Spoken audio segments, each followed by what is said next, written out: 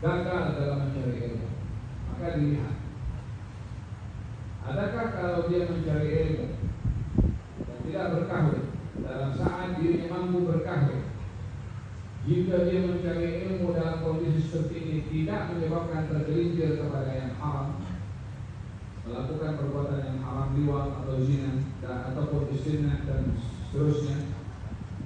Jika perbuatan mencari ilmu tidak menyebabkan dia tergelincir kepada yang haram, ya dia silakan mencari ilmu, karena boleh selamat daripada yang haram. Kepada masa sama dia sedang mencari ilmu.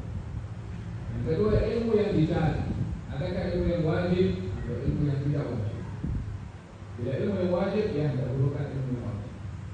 Bila ilmu tidak wajib, maka dalam hal ini sama seperti saya gambarkan tadi. Jika menjadi ilmu tidak wajib dan dia tidak berkahwin dan dia boleh jaga diri tak tergelincir kepada yang haram, pandangan dan hanya zina dan homofobia, pandangan pun juga.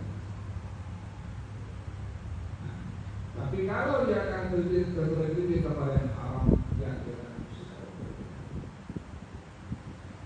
ada dalam Al-Quran Al-Karim katanya ketika seorang itu dilarang berkahwin dengan hamba sahaya, dikecualikan kalau dia takut tergelincir kepada zina, kawin hatta dengan hamba sahaya, semata-mata untuk mengelak daripada melakukan hal yang haram.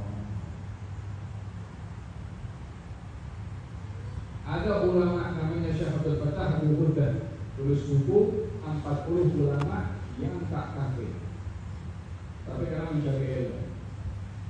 Arba'in ulama al-uzzab alladzina atau ilma ala zawad.